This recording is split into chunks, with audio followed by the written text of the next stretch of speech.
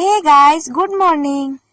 তো আজকে সকাল সকাল ঘুম থেকে উঠেই দেখি কি অবস্থা, এত কুয়াশা। আর শীতের সকালে ঠান্ডা বাতাস গায়ে লাগলে খুব ভালো লাগে। তো সকালে ব্লগের স্টার্টিং দিয়ে সারাদিন আমি আর কিছু ব্লগ করতে পারিনি, কারণ একটু কাজে ব্যস্ত ছিলাম। আর বিকেলে ভাইয়ের সাথে বেরিয়ে পড়েছি মন্দিরে যাওয়ার জন্য। তো অনেকদিন থেকেই আমি প্ল্যান করছিলাম যে মন্দির যাব, কিন্তু আমার আর সময় দিয়ে হয় না, কারণ আমার এক্সাম চলছিল।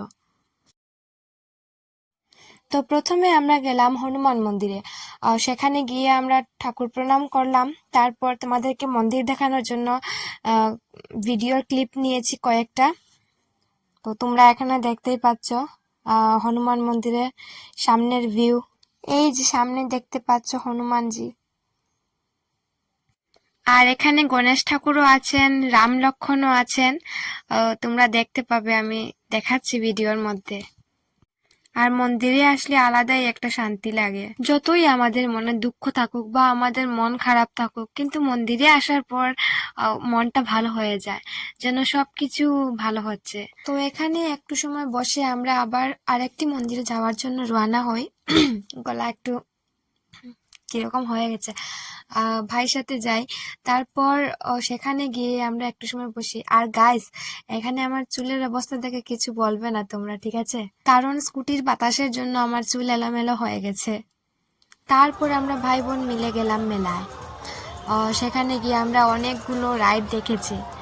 আর গাইস, এখানে বাচ্চারা রাইডগুলো দেখে না ইচ্ছা করে যে আমিও গিয়ে ওই রাইডগুলোতে বসি, কিন্তু আমি তো বসার পর এগুলো ভেঙে যাবে, সেটা কে বোঝাবে আমাকে?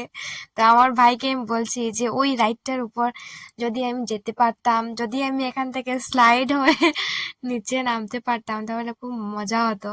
তো ভাই বলছে তুমি এখানে উঠতে পারবে না, তোমাকে উঠতেই দেবে না। তো এখানে সবগুলি রাইডের নাম আমি জানি না।